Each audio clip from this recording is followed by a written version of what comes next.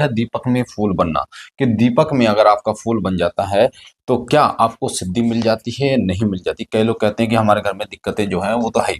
कई लोगों का तो इतना भी कहना होता है, गुरुजी हमारे दीपक में फूल बनना है फिर भी दिक्कतें हो रही हैं, हमारे दीपक में फूल बनना है फिर भी हमें परेशानी हो रही है, हमारे दीपक में फूल बनना है फिर भी हमारे घर में जो है वो नेगेटिविटी परेशान कर रही है। तो आपको एक चीज समझना पड़ेगा कि ये जो दीपक है इसमें जो फूल बनता है, ये वाला फूल है ना, ये अलग अलग प्रकार का फूल बनता है।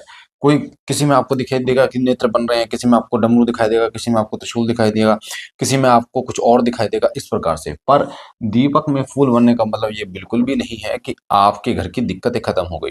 दीपक में फूल बनने का मतलब ये बिल्कुल भी नहीं है कि आपके घर की नेगेटिविटी खत्म हो गई। दीपक में फूल बनने का एक सिंपल सा मतलब होता है, वो होता है कि पूजा का स्वीकार होना, कि आपकी जो पूजा है वो स्वीकार हो गई है। स्वीकार हो गई आपकी पूजा, यानी आप जो पूजा कर रहे हैं वो पूजा स्वीकार हो गई है, लग रही है।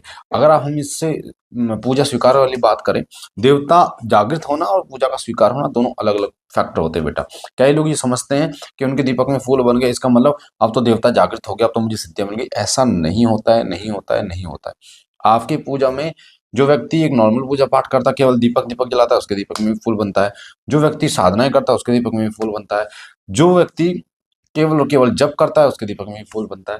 तो फूल तो बनेगा, जो पूजा करेगा फूल तो बनेगा, यानी आपने जो कर्म किया उसका रिजल्ट तो आपको मिलेगा, यानी कि आपकी पूजा स्वीकार हो गई।